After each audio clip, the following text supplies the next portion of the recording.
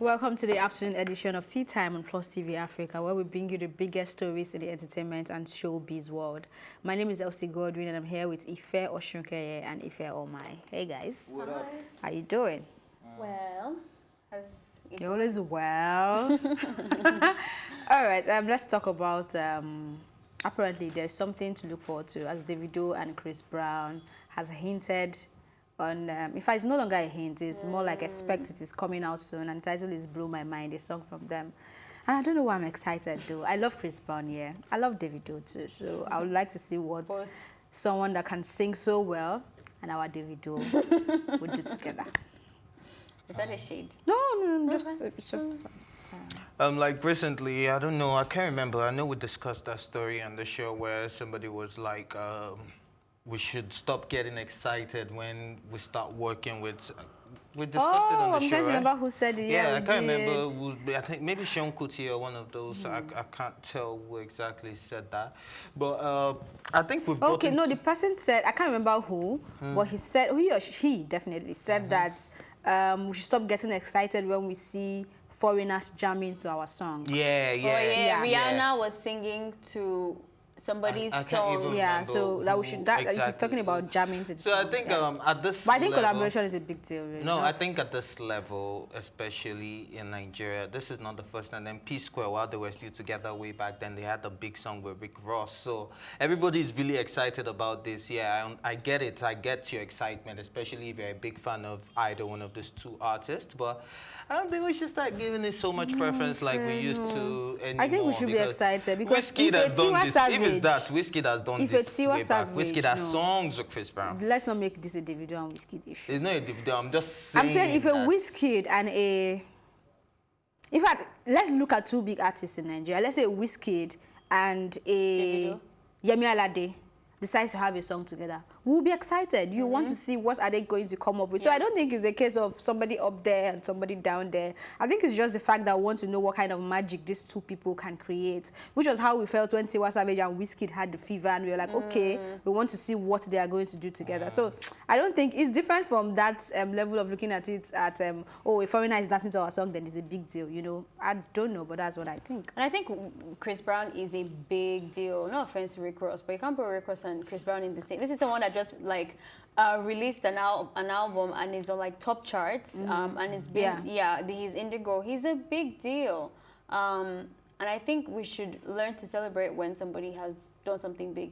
Anyone in America who features with Chris Brown would do the same. Too, yeah. They would say, "Oh, I'm featuring with Chris Brown," because it's not about like where they're from. And the interesting part, sorry to cut you, is that Chris Brown posted this picture before Davido even posted, like 10 hours before. Yeah. So I think that it's okay to.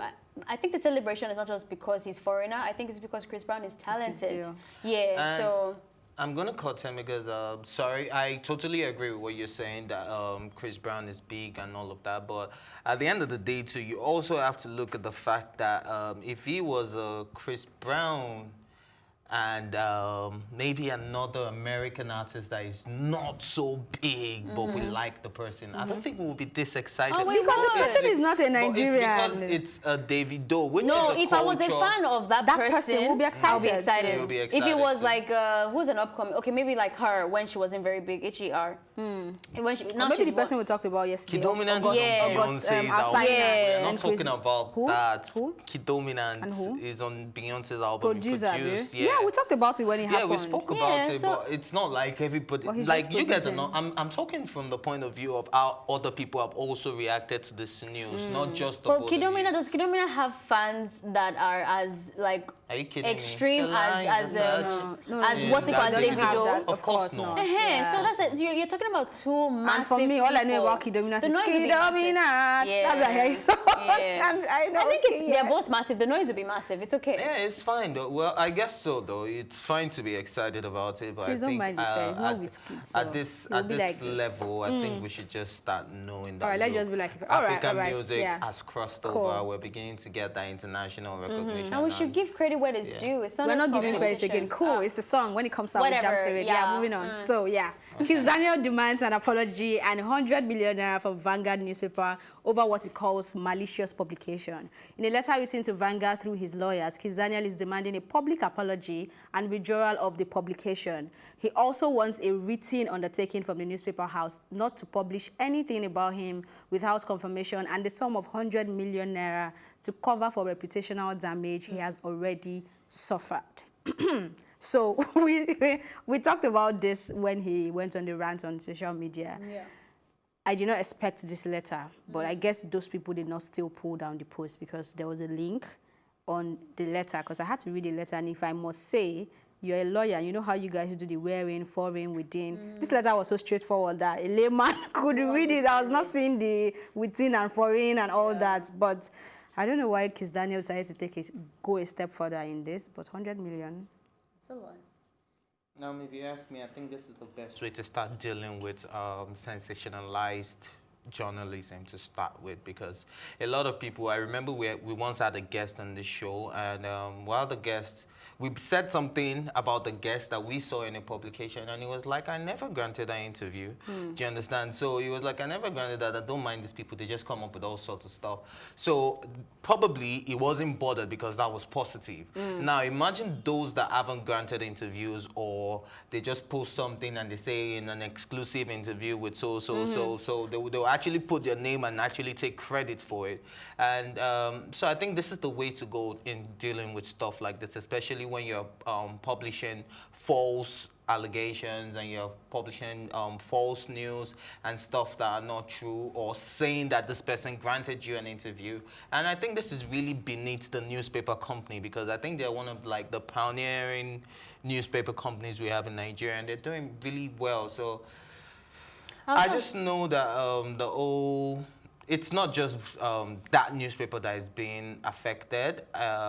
Somebody else did something, and the cartoon is the longest. Yeah, I think it's the same issue, the same newspaper company. Their longest cartoonist and editor has been fired over this old dilemma, this old COZA thing. Yeah, not Kizz Daniel to be precise. Okay. But their longest cartoonist that's worked with them has been fired over all of this. So I think people just have to pay more attention to details and report the actual. I'm sure that Kizz Daniel has had a lot of fabrication about him.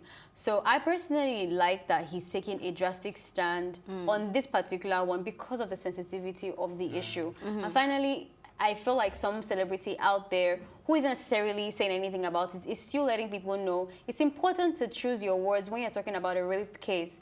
And I'm really glad that, because when he first came out to say, I'm in America, I'm touring, and I don't have anything to say, it was still a bit like, okay, but we still want to know as your fans what you think about the whole situation. And this, for me, answered that, because he said, the thing that you are saying that I said is actually against every of my values. I don't believe in the rape culture. I don't believe in talking down on people who are like who are trying to ask for help for justice or whatever. Talked about violence against women. It was very thorough, that everything in that post about saying that people are brainless and people are not, and people are too quick to judge. He doesn't stand for that, and he stands with people who deserve the justice. So I'm glad he put that out there. I'm also glad, like you said earlier, how they wrote the letter, because sometimes it gets really confusing. Stressful. What people are saying. And I also comment on Ife. For a verified account on Instagram, you basically shot yourself in the leg, because now you cannot say that was just a random account and you're not really supervising, what goes off on this on this platform, whatever. But you, from a verified account, mentioned another verified account, so you know who is talking and you know who you are talking to. And I agree that there's a lot of reputational damage that has been done for Kizz Daniel, because not everybody would follow up on this story. Not everyone would see that he has debunked it. I mean, the bad news travels faster. Exactly. So I think that something serious should be done about it. But I'm just hoping, like everything else, like Busola and COZA, Pastor, something actually gets done, because we make a lot of noise. And I know there will be an apology, and I know that post will be pulled down, even if the 100 billion is not going to come out. Anyway, it's time for a break, but when we return, it will be time for some relationship conversation as we take a cue from Funke Akindele below. We'll be right back.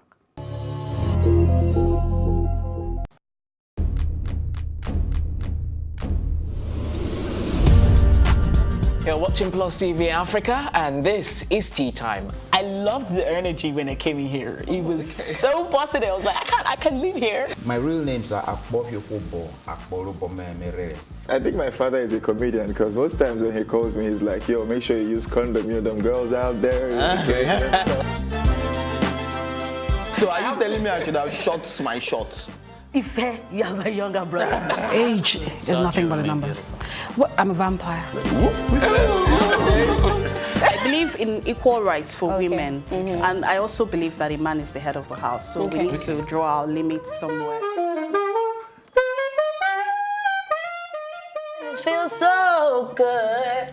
Now can I do my jam now? Yeah, you can. Thank you.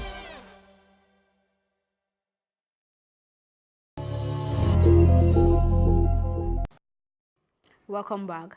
Funke Akindele, who by the way is celebrating 8 million followers on Instagram, does not want her friends calling her husband JJC Skillz. She made this known during an interview on a TV talk show. Funke Akindele was asked about her views on personal space when it comes to handling friends who might want to get too friendly and start making unsolicited phone calls to a spouse. She said, and I quote, "For me, personal space is personal space. Your best friend has to stay in her lane.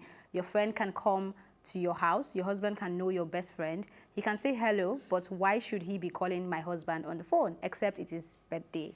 End of quote. Yes. You agree?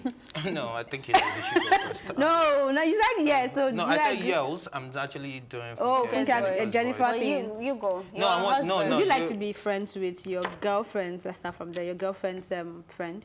Unless we're getting some notifications. What are you trying to say? Well, What notification? well, what you should have paid attention to was the sum, not the notifications. Oh, okay. All right, so I was going back to you ladies because I'll come back to you ladies because I see it as a sign of insecurity if you feel like I cannot be friends with your friends, or as a sign of lack of trust. Yeah, I know some friends can be dangerous these days and they can snatch up your man. They can be. Yeah, I know. There are a lot of very desperate women out there that are everywhere now, we know that. But we also need to consider that a relationship is all about trust and commitment. And if I trust you well enough, I don't care if my friend, like my best friend's girlfriend is like my G as well. Like we talk. We talk. She calls me in the middle of the night. I call her in the middle of the night. Yeah, and he's right there. He's right there by her side. Oh yeah, stop it there. It's okay. No, I'm just saying, like, no, I'm not going to stop it. It's a thing of trust. He trusts me as his friend. And he trusts his girlfriend as his girlfriend. Knowing that. Who and is this he you're talking about again? Is the person a guy?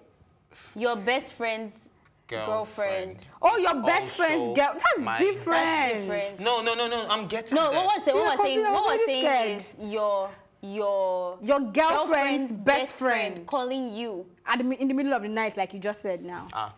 That one, that's why I said unless we are getting some notifications. See, that's what we're saying. So I think like, okay, go on. Basically, I think it's still trust. It all boils down to trust issues. Depending on what the phone call is about. Are we in the same industry? Do we have things in common? Is there something I can be calling him for? Is there a particular reason? If it's irrelevant calls like, have you eaten? Like, come on, man. Do you get? That one is very irrelevant. I agree with everything you said. Like, I used to be that person. Like, even when they say, save your man from whoever, I'm like, why can't he save himself? But I think I've seen a lot, and I've seen, even though I'm not so old, but I've seen that some ladies can be problem. They deliberately want to be problem. They don't. Generally, people around this part of the world don't understand personal space. They don't know when to call, what time of the day to call, when not to call, the kind of relationship we have with this person that will determine the kind of conversation you're having with this person. And also, people lie.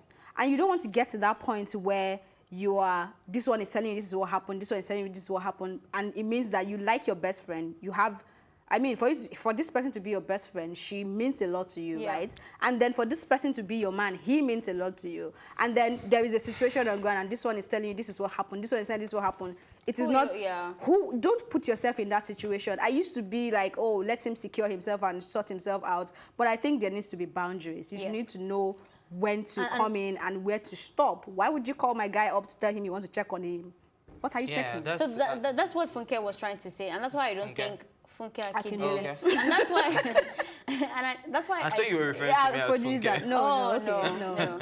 I think that's where Funke was coming from, which is why I don't think it's insecurity. The first thing that comes to my mind is, how are you friends? There's some people that I met that I've become friends with, but they're actually my man's friend. So of course you can have a relationship with him, but all the people that I know don't know my man, except since I started dating him.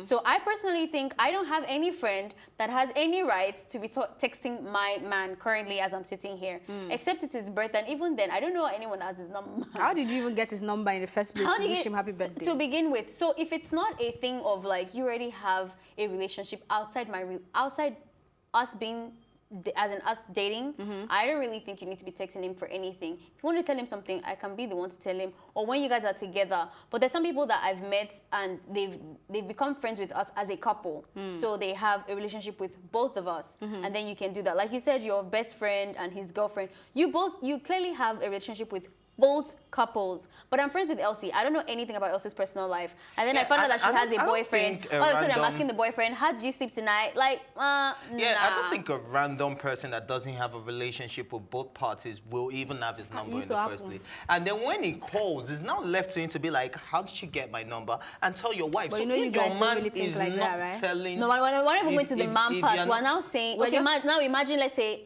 Elsie and I are very close friends, right? And then I use Elsie's number, I use Elsie's phone to call my man, and then she comes over, she sees us, we're actually friends, but after a while she starts to text him personally. Is that okay? No, that's a different case entirely. It means we are all on the same table, because that's what we're talking about. No, because we're not all on the same table, because there's different contexts to look at this.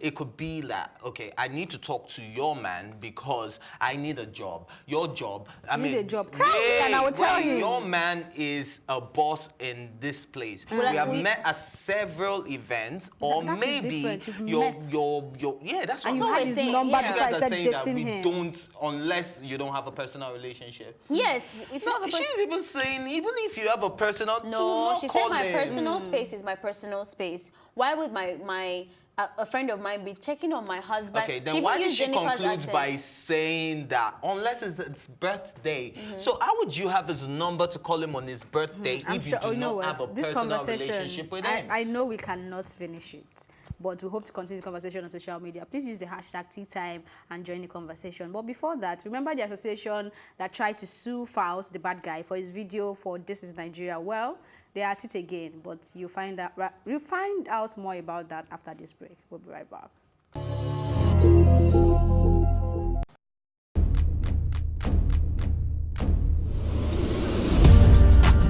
You're watching Plus TV Africa, and this is Tea Time. I loved the energy when I came in here. It was so positive. I was like, I can live here. My real names are Akbofiofobo, Akborobomemere.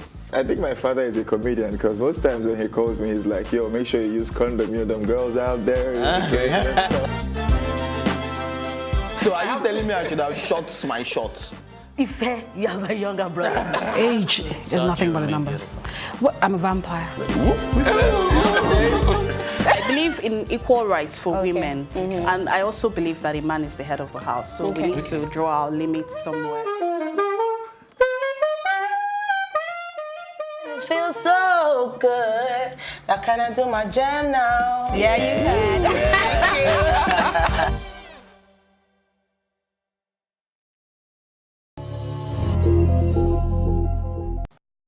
Welcome back. MURIC petitions Buhari to shut down BBNAIJA 2019 reality show immediately. The Muslim rights concern wrote a petition to President Muhammadu Buhari calling on him to ensure that the federal government stops the airing of the 2019 edition of the reality television show Big Brother Naija. In a statement issued by its director, Professor Akindele, the group labeled the reality show as immoral and dangerous, and also wondered why the Ministry of Information and Culture and the National Orientation Agency are doing nothing over the show. The statement read in part, "We are being forcibly dragged to a world of nudity, shamelessness, and open promiscuity. Inmates of BBNAIJA kiss, romance, and engage in sex openly. BBNAIJA is bohemian, antisocial, crude, and immoral. It constitutes a potent danger to every home. BBNAIJA is satanic. It is unacceptable. The statement read further, the daughters of Jezebel are here already. Unless the authorities move with the speed of lightning, human dignity in Nigeria is going. End Of quotes. Thank you for that. So it looks like I said it. Okay. Are there daughters of Jezebel in the Quran? I didn't even know that. In Quran? Well, Seems like apparently. Apparently. So But what do you think? We just learned something. Have you started watching the show? Because I know Yeah, the last yeah. time we spoke, you were not watching. Yeah, I've started watching the show and I'm loving it. You're loving it? Yeah, there's been quite some drama lately. Humanity is especially going. if you've been Going. First, humanity is going. And aside that,